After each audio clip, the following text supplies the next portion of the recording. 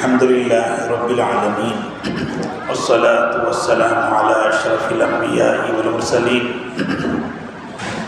صلی اللہ علیہ وعلی آلہ واصحابہ وازواجہ وذریاتہ واہل بیتہ اجمعین، اما بعد فاعوذ باللہ من الشیطان الرجیم، بسم اللہ الرحمن الرحیم، وَإِنَّكَ لَعَلَىٰ خُلُقٍ عَظِيمٍ، صدق اللہ العلی العظیم۔ بزرگان محترم، نوجوان بھائیوں اور عزیز دوستوں، پردہ نشین ماؤں اور بہنوں اور عزیز طالبات، السلام علیکم ورحمۃ اللہ وبرکاتہ۔ ہم سب کے لیے بڑی سعادت و خوش نصیبی کی بات ہے کہ اللہ پاک نے اپنے دربار عالی میں، اپنے گھر میں ہم سب کو بٹھایا ہے۔ مساجد اللہ کے گھر ہیں، اللہ کی رحمتیں یہاں پر نازل ہوتی ہیں۔ سب سے پہلے رحمتوں کا نزول کعبہ شریف پر ہوتا ہے، پھر وہاں سے دنیا کے اندر جہاں جہاں مساجد ہوتے ہیں رحمتوں کا کنیکشن ان سے جڑ جاتا ہے، اور جو بندے اللہ کے گھر میں آتے ہیں یہاں ان کو روحانیت ملتی ہے، اور یہاں اللہ کے گھر میں آنے سے ان کو کیا ملتا ہے؟ اللہ کا ذکر ملتا ہے، اللہ کی حمد و ثنا ملتی ہے، اور اللہ کے نیک بندوں کی صحبت ملتی ہے، اور مسجدیں یہ اللہ کے گھر ہیں۔ ان گھروں میں ہمارا آنا اور ہمارا بیٹھنا یہ ہماری اپنی خوش نصیبی ہے۔ تو اس لیے اللہ پاک نے ہمیں بعد مغرب کی نماز کے بعد اس نورانی محفل میں بیٹھنے کا موقع عطا فرمایا۔ اللہ کے گھر میں بیٹھنے اور اللہ کے نیک بندوں کو، اللہ کے نیک بندے کو زیارت کرنے، دیکھنے، یہ سب خوبیاں اللہ نے ہمیں ایک جگہ جمع فرمائی ہیں، تو یہ ہماری خوش نصیبی ہے۔ اس لیے یہ مساجد اللہ کے گھر ہیں، اور یہاں رحمتوں کا خزانہ یہاں پر رہتا ہے۔ گویا کہ یوں سمجھو رحمتوں کا پاور ہاؤس مسجدوں کے اندر ہے، اور جو آدمی مسجد میں آتا ہے جاتا ہے تو اپنے گھر سے اپنے گھر کا رحمت کا کنیکشن یہاں سے جوڑ لیتا ہے۔ تو جو آتے جاتے رہتے ہیں گویا کہ ان کے گھروں میں بھی رحمتوں کا نزول ہوتے رہتا ہے، کیونکہ اللہ کے گھر سے اس کا تعلق ہو گیا ہے۔ جو آدمی اللہ کے گھر سے تعلق نہیں رکھتا ہے تو پھر وہاں اللہ کی رحمت نہیں آتی، وہاں روشنی نہیں آتی، وہاں اندھیرا ہوتا ہے، ظلمت ہوتی ہے۔ تو میرے بزرگوں اور دوستوں، نوجوان بھائیوں، کافی دیر سے آپ لوگ اللہ کے گھر میں بیٹھے ہوئے ہیں، اور آپ کے آمد سے اور آپ کے بیٹھنے سے ایسا محسوس ہوتا ہے کہ جیسے ہمارے طلباء نے جو اشعار سنایا کہ میرا دل بدل دے، تو گویا کہ ہم اپنا دل بدلنے کے لیے یہاں پر بیٹھے ہیں، یعنی ہمارے اپنے دل کو سنوارنے کے لیے یہاں پر بیٹھے ہیں۔ ظاہر بات ہے یہ دل سنورنا کیسے ہوتا ہے؟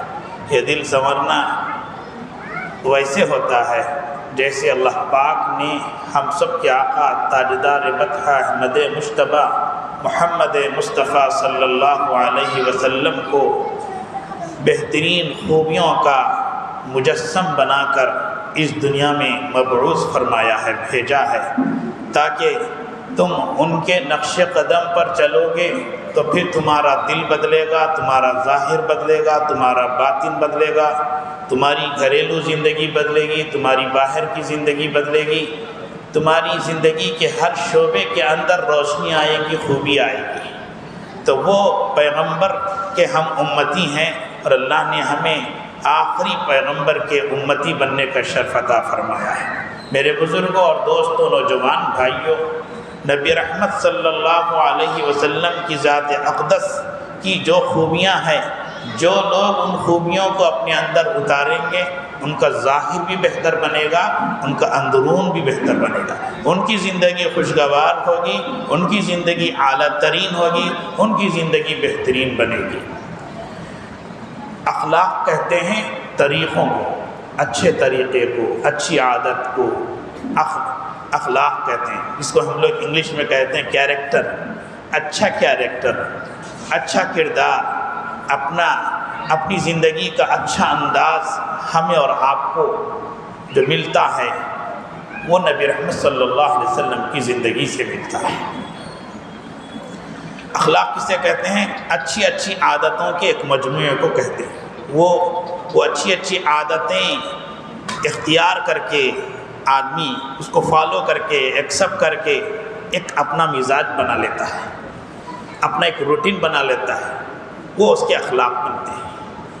اور اخلاق کا اثر خود انسان کو ہی فائدہ پہنچاتا نہیں بلکہ اس کے ساتھ رہنے والوں کو بھی اخلاق کا فائدہ ہوتا ہے۔ اخلاق کا فائدہ صرف آدمی کو پرسنل طور پر نہیں ہوتا بلکہ اس کے ارد گرد رہنے والے لوگوں کے اوپر بھی اخلاق کا اثر پڑتا ہے۔ اس لیے ہر فرد اچھی عادتوں کا حامل بن جائے گا، اسی سے ایک معاشرہ، ایک سماج تشکیل پائے گا جس کے نتیجے میں ایک اچھا معاشرہ بنے گا۔ یا دوسرے الفاظ میں یوں سمجھو کہ ہم اور آپ ایک مشین کے پارٹس ہیں، ایک پرزے ہیں، حصے ہیں، تو ہر پارٹ اچھا رہے گا تو مشین اچھی چلے گی، اور پارٹ میں خرابی آ جائے تو مشین خراب ہو جائے گی، مشین صحیح نہیں چلے گی، صحیح روٹین پر نہیں رہے گی، صحیح ٹریک پر نہیں رہے گی۔ تو معاشرہ سارے انسانوں کے مجموعے کا نام ہے۔ یہ معاشرہ اچھے انداز کا ہونا ہے تو ہم میں سے ہر فرد کو اچھا بننا ہے، اور جب ہر فرد اچھا بنے گا تو ہمارا معاشرہ، ہمارا سماج، ہماری گھریلو زندگی، ہماری باہر کی زندگی سب بہتر سے بہتر بنے گی۔ اس کے لیے ہمیں کیا آئیڈیل ہے، وہ کون سے نمونے ہیں، وہ کون سے نقوش ہیں، وہ کون سی عادتیں ہیں، وہ کون سی طریقے ہیں، وہ کس کی خوبیاں ہیں جس کو اختیار کریں گے تو ہمارے اخلاق اچھے بنیں گے، ہمارا کردار اچھا بنے گا، ہمارے کیریکٹر اچھا بنے گا، پھر ہم سب کے کردار کے اچھے ہونے کی وجہ سے ہمارا سماج اچھا بنے گا۔ وہ ہے نبی رحمت صلی اللہ علیہ وسلم کی مبارک زندگی۔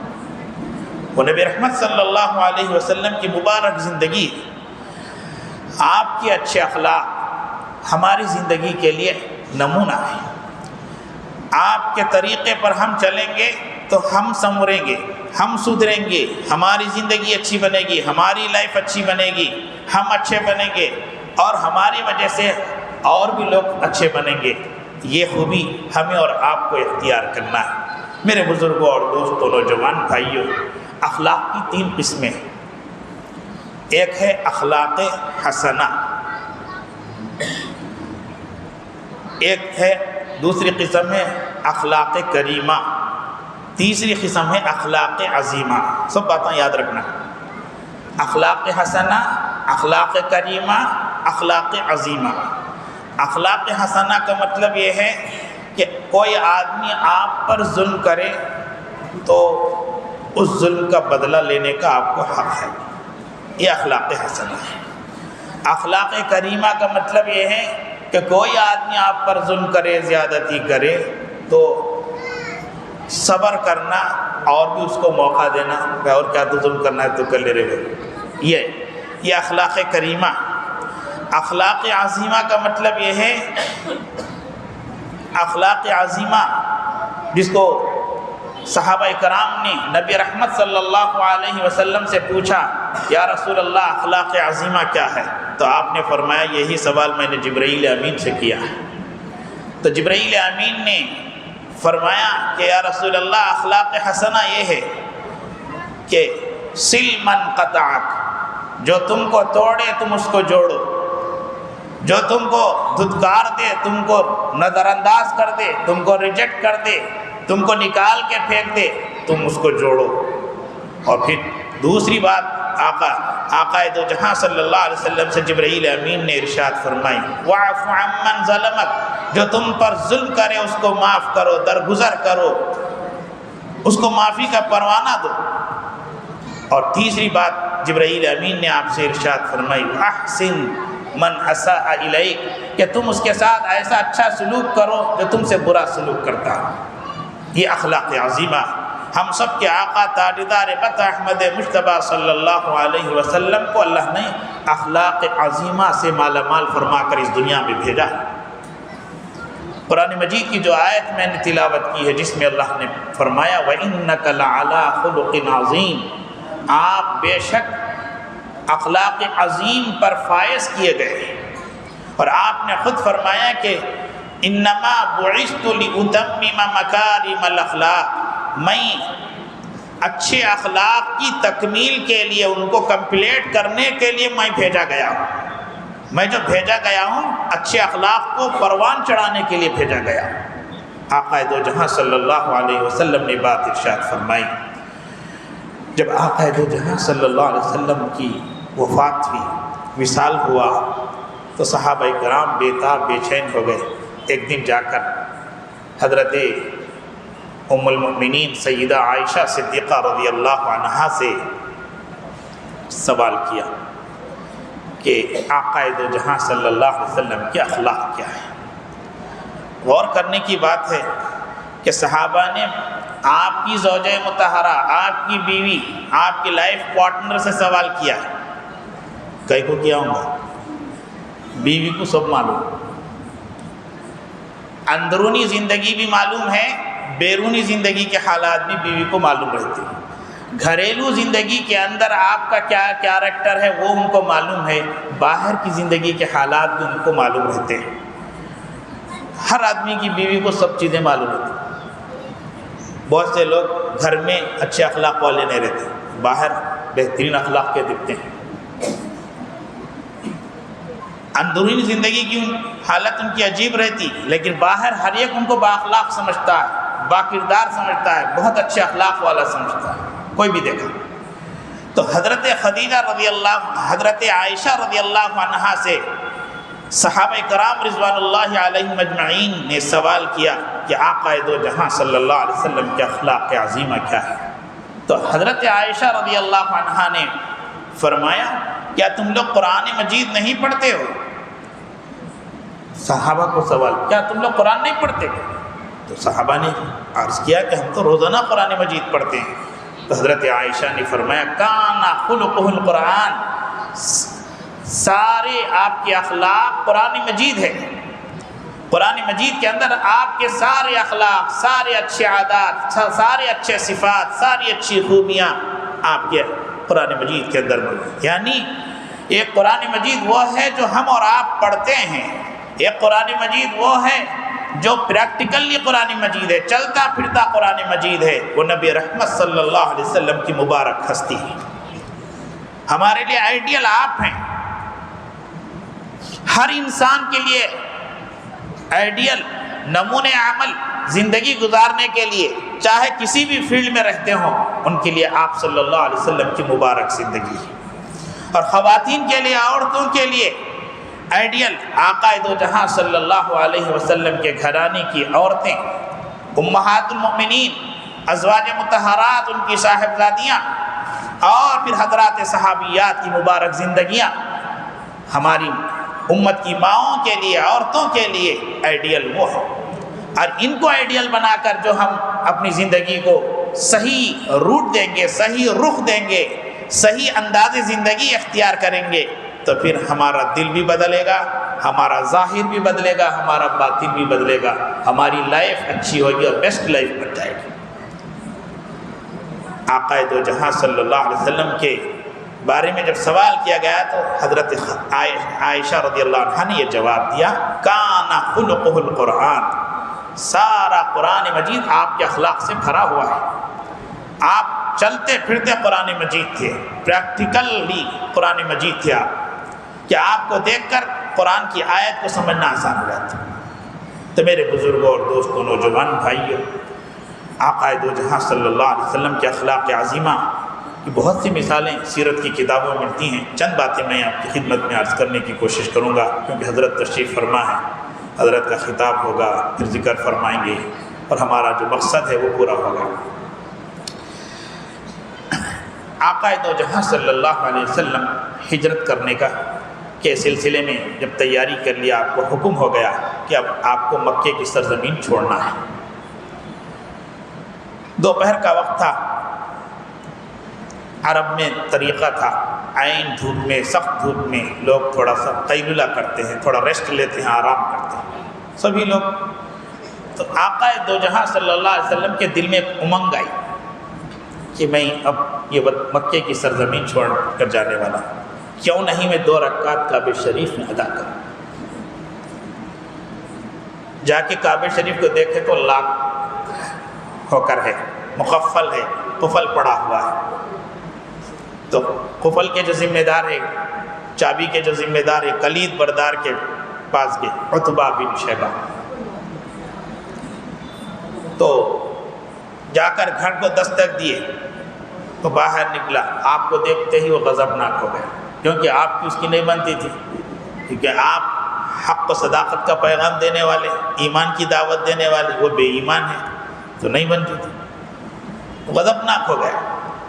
اور آپ نے چابی مانگی کہ میں 2 رکعت کعبہ شریف میں پڑھتا ہوں، چابی دیجیے، اور ناراض ہو گیا اور بد زبانی کی، بدگوئی کی، بد کلامی کی، گالم گلوچ کیا۔ آقا دو جہاں صلی اللہ علیہ وسلم کے آنکھوں سے، آپ کی مبارک آنکھوں سے آنسو چھلکنے لگے، اور اس موقع پر آپ نے یہ بھی فرمایا، اے عتبہ آج چابی تمہارے پاس ہے، ایک وقت آئے گا کہ چابی میرے پاس ہوگی، اور چراغپا ہوگا جس کی انتہا نہ، اور جو کچھ حد کر دینا تھا وہ بد زبانی سے حد کر دیا۔ بہرحال آقا دو جہاں صلی اللہ علیہ وسلم آئے، کعبہ شریف کے کسی حصے میں آپ نے 2 رکعت نماز پڑھی اور آپ کا ہجرت کا سفر ہو پڑا۔ بات آئی گئی، ایک وقت آیا آپ سن 8 ہجری میں 8 سال کے بعد فاتحانہ طور پر مکہ المکرمہ میں اب داخل ہو رہے ہیں۔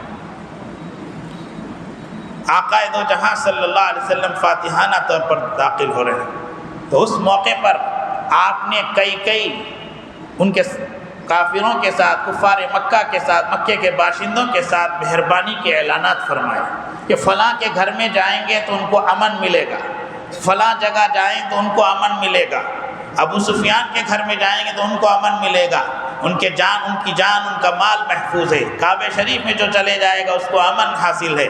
ایسے بہت سے آپ نے اعلانات کر دیے، اور جب کعبہ شریف مکہ المکرمہ میں داخل ہوئی، آپ نے حکم فرمایا صحابہ کو کہ عتبہ کو گرفتار کر کے لاؤ، اریسٹ کر کے لے آؤ۔ تو چنانچہ گرفتار کر کے لایا گیا۔ اب وہ گردن نیچے ہی ہے، اٹھانے کا نام نہیں۔ تو آپ نے فرمایا کہ اے عتبہ، تم کیا سوچ رہے ہو؟ تمہارے ساتھ میں مہربانی کرنے والا، رافت اور رحمت کا معاملہ کرنے والا، اس لیے کہ میں رحمت للعالمین، سارے عالموں کے لیے رحمت بنا کر بھیجا گیا ہوں۔ آپ نے ایسے نپے تلے جملے ارشاد فرمائے۔ اس کے بعد آپ نے عتبہ کو مخاطب کر کے فرمایا، اے عتبہ، آؤ ہم تم کو گلے لگائیں گے۔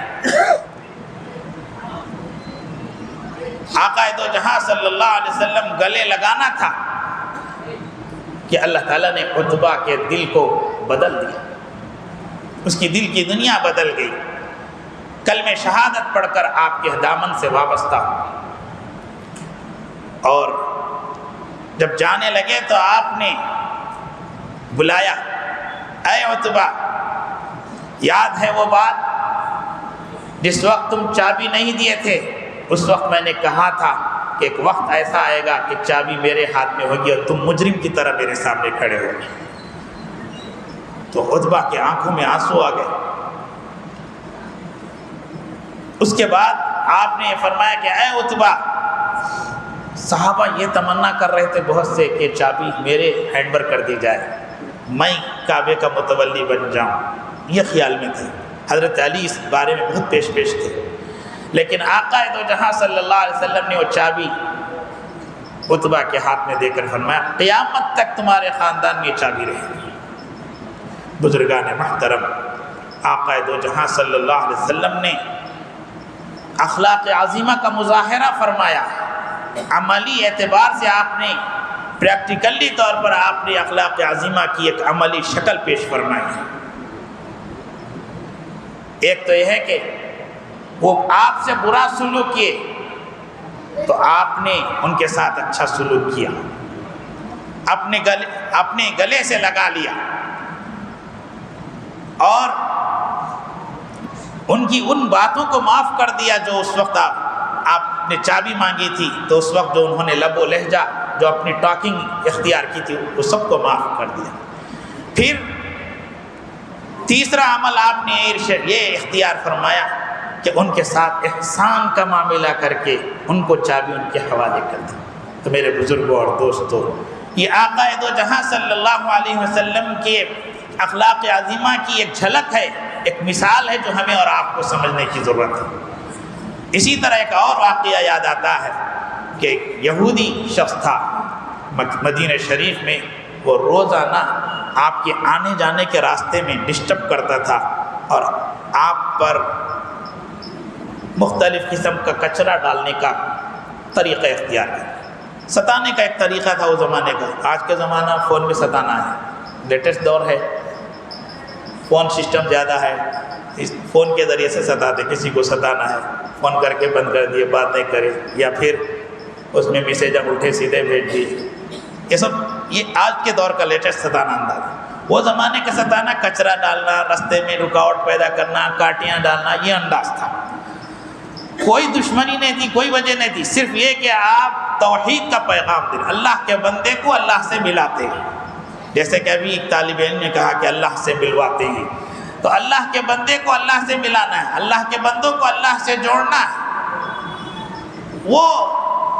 وہی ایک آپ کا عمل ہے جو ان کے لیے چبھن کا ذریعہ بنتا ہے، ان کے لیے مخالفت کی وجہ بنتی ہے. تو یہودی یہ کام کرتا تھا. آقا دو جہاں صلی اللہ علیہ وسلم 2-3 روز سے دیکھ رہے ہیں کہ وہ پرابلم نہیں ہو رہا. تو صحابہ سے پوچھا کیا بات ہے بھائی، روزانہ کچرا پڑتا تھا جاتے رہتے میرے اوپر اور راستے میں پرابلم ہو جاتا، یہ وہ پڑے رہتے، کیا ہے، کیا بات ہے، کون ہے وہ مہربان نہیں ڈال رہے، کیا بات ہے. تو صحابہ نے عرض کیا کہ وہ بیمار ہے. تو فوراً آپ نے فرمایا صحابہ سے چلو ان کی مزاج پرسی کرنے جائیں گے، ان کی عیادت کرنے جائیں گے. آقا دو جہاں صلی اللہ علیہ وسلم اس یہودی کے گھر عیادت کے لیے، مزاج پرسی کے لیے گئے. یہ ہے اخلاق عظیمہ آقا دو جہاں صلی اللہ علیہ وسلم کہ آپ کہ آمد کی، آپ کی تشریف لانے کی اطلاع اس یہودی کو مل گئی تو وہ کپ کپانے لگا، تھر تھرانے لگا کہ اس کو معلوم ہے کہ میں کتنا ستایا، اس کو معلوم ہے کہ میں کتنا آپ کو تکلیف دیا. وہ احساس اس کو بے چین کر رہا ہے.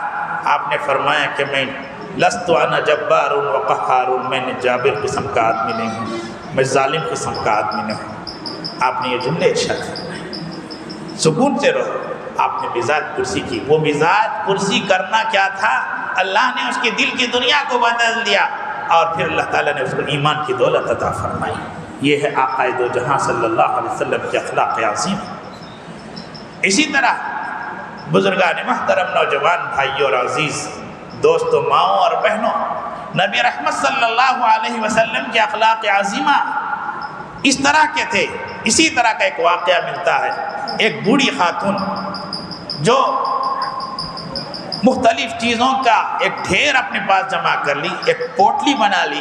اب اس کو اٹھانے ہاتھ نہیں ہو رہا، بڑھاپا ہے، طاقت نہیں ہے ہاتھوں میں، انرجی نہیں ہے اٹھانے کے لیے، اب پریشان ہو رہی. آقا دو جہاں صلی اللہ علیہ وسلم نے دیکھا، کہا بڑی بھی کیا ہے، نہیں مجھے فلاں جگہ جانا ہے، یہ اٹھانا ہے. تو آقا دو جہاں صلی اللہ علیہ وسلم وہ پوٹلی اٹھا کر لے کے چل رہے. تو وہ بوڑھی خاتون آپ کے اس انداز کو دیکھ کر کہا کہ آپ شریف معلوم ہوتے ہیں، بہت اچھے نوجوان معلوم ہوتے ہیں، ایک بہت اچھے انسان معلوم ہوتے ہیں۔ بیٹا ایک بات یاد رکھنا، تم بہت اچھے آدمی ہو، ایک محمد نامی جادوگر آیا ہے مل کے معلوم ہے، اس سے نہیں ملنا، اس سے دور رہنا۔ یہ وہ بوڑھی نصیحت کر رہی ہے، اور آقا دو جہاں صلی اللہ علیہ وسلم وہ پوٹلی لے کر اس کے ساتھ چل رہے ہیں۔ اس کی منزل جہاں تھی، جہاں اس کو پہنچنا تھا، وہاں تک وہ پوٹلی اٹھا کر لے جا کر پہنچا دیے۔ اب وہ بے انتہا خوش ہو گئی اور کہا کہ تمہارے اتنے اعلیٰ اخلاق ہیں بیٹا، بتاؤ تو صحیح تمہارا نام کیا ہے، بتاؤ تو صحیح تمہارا نام کیا ہے۔ تو آقا دو جہاں صلی اللہ علیہ وسلم نے فرمایا، بڑی ماں وہ محمد میں ہی ہوں جس کے بارے میں تم نے نصیحت کی تھی کہ ان جادوگر ہے، ان سے بچ کے رہنا۔ تو یہ سننا تھا کہ وہ خاتون آپ کے اس اخلاق عظیمہ کو دیکھ کر اسلام سے مشرف ہے۔ تو میرے بزرگوں اور دوستوں، ہمارے اخلاق نبی رحمت صلی اللہ علیہ وسلم کے اخلاق سے میچ ہوتے ہوں تو پھر یہی اخلاق ہماری زندگی کو بدلنے والے، ہمارے کردار کو بدلنے والے، ہمارے رات و دن کی زندگی کو بدلنے والے، اور یہی اخلاق سے ہماری زندگی کا کایا پلٹ گا۔ آج ہمیں اور آپ کو آقا دو جہاں صلی اللہ علیہ وسلم کے اخلاق سے مزین ہونے کی ضرورت ہے۔ ہماری گھریلو زندگی ہو کہ باہر کی زندگی ہو، ہمارے جہاں جہاں زندگی کے شعبے حیات لگے ہوئے، جتنے سیکشن شعبے ہیں، ان تمام شعبوں کے اندر ہم نبی رحمت صلی اللہ علیہ وسلم کے اخلاق عظیمہ کو اختیار کرنے کی ضرورت ہے۔ اور جو اختیار کریں گے، اگرچہ بے ایمان آدمی بھی اگر اختیار کرے گا آپ کے اخلاق کو، وہ چمکے گا۔ کوئی بھی قوم کی ترقی اخلاق کے اوپر ڈیپینڈ ہے، موقوف ہے۔ کسی بھی قوم کے اچھے اخلاق ہوں گے وہ قوم ترقی کرے گی، اور جس قوم کے اخلاق اچھے ہوں گے وہ معاشرہ اچھا ہوگا، وہ سماج اچھا ہوگا، اور جس بستی کے لوگوں کے اخلاق اعلیٰ ہوں گے وہ بستی اچھی ہوگی، وہ بستی کے لوگ اچھے ہوں گے۔ آپ خود غور فرمائیں کہ نبی رحمت صلی اللہ علیہ وسلم مختصر سے عرصے کے اندر 23 سال کے مختصر سے وقت میں آپ نے لوگوں کے دلوں کو فتح فرمایا۔ کس سے فتح فرمایا؟ تیر و تلوار سے نہیں، آپ اپنے اخلاق عظیمہ کے ذریعے سے آپ نے فتح فرمایا۔ لوگوں کے دلوں کو آپ نے اپنی طرف جو مائل فرمایا، اپنے جو قریب آپ نے کر لیا، وہ آپ کے اخلاق عظیمہ، آپ کے ایسے ایسے اخلاق ہیں۔ وہ مکے کی سرزمین جہاں پر لوگ حکومت کرنے کے لیے ہمت نہیں کرتے تھے، ارے بھائی یہ کنٹری میں آ کے حکومت کرنا مشکل ہے، یہاں کے لوگ انتہائی اناڑی ہیں، جاہل قسم کے ہیں، جاہل جٹ ہیں، یہ لوگ تو ایک دوسرے کے خون کے پیاسے ہیں، یہ لوگ ایک دوسرے کے کو نقصان پہنچانے والے ہیں، ظلم و ستم ان کا ماحول، ان کی عادت ہے، ایک دوسرے کو قتل کرنا ان کا معمولی پیشہ ہے، یہ امانت و دیانت کا کوئی لحاظ نہیں کرتے ہیں، ایک دوسرے کا پاس و لحاظ کرنے کا ان کے مزاج میں ہی نہیں ہے۔ تو یہ ایسے علاقے میں ہم کہاں حکومت کریں گے؟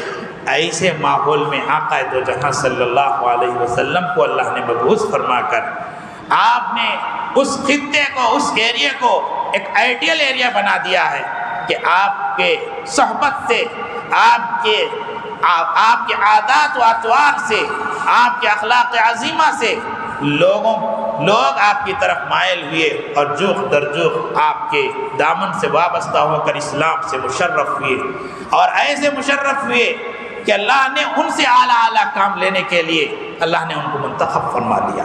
یہ کیوں؟ آپ کے اخلاق عظیمہ سے۔ مشہور واقعہ ہے سیدنا عمر فاروق رضی اللہ عنہ، ان کے والد خطاب حضرت عمر کو فرمایا کرتے تھے، جب اونٹ چرانے کے لیے ان کو بھیجا جاتا تو اونٹ بھوکے آتے تھے، تو پہاڑوں کے وادیوں کے درمیان خطاب نے عمر رضی اللہ عنہ کو فرمایا، اے عمر تو کل کیا زندگی گزارے گا، تجھے اونٹ تک چرانے نہیں آتا۔ یہ جملہ عمر رضی اللہ عنہ کے والد نے کہا تھا، لیکن وہی عمر نبی رحمت صلی اللہ علیہ وسلم کے دامن سے وابستہ ہو گئے اور اسلام سے مشرف ہوئے، تو پھر خلیفۃ المسلمین بنے۔ امیر المؤمنین بنے اور آپ نے ایسی خلافت فرمائی، ایک مثالی خلافت آپ نے انجام دی، ایک مثالی بادشاہت آپ نے انجام دی، عدل و انصاف ایک مثالی تھا۔ آپ کا نام سنتے ہی باطل طاقتیں کانپنے لگتی تھیں، باطل حکومتوں کے قدم ڈگمگاتے تھے، لیکن حضرت عمر سیدھے سادے تھے۔ آپ کے لباس میں 17 پیون تھے، آپ کے چپل صحیح طریقے کے نہیں تھے، لیکن اس زمانے کی سپر پاور حکومتیں، روم اور ایران کی جو حکومتیں تھیں، قیصر و کسریٰ، وہ آپ کے نام سے ڈرتے تھے۔ یہ کیوں؟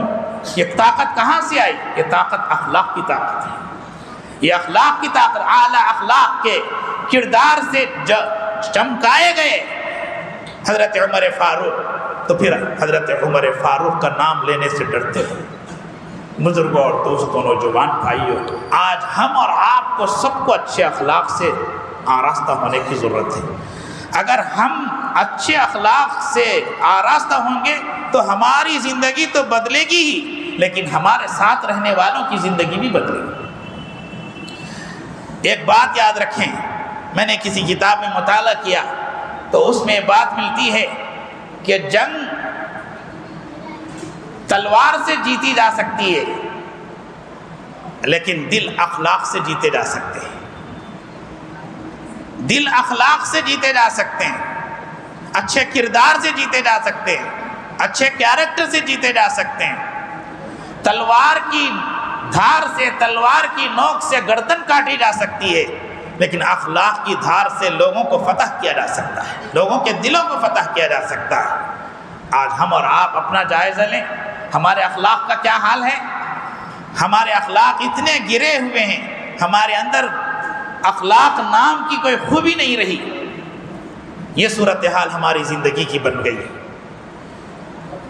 ہمارا حال یہ ہے کہ نہ ہم اللہ کے احکامات پر صحیح چل رہے ہیں، نہ اللہ کے فرائض کردہ عبادتوں سے ہمارا کوئی تعلق ہے، اور نہ اللہ کے کلام سے ہمارا کوئی تعلق ہے، نہ اللہ کے نبی کی تعلیمات سے کوئی وابستگی ہے، اور پھر اس سے ہٹ کر ہمارے معاملات کتنے خراب ہیں۔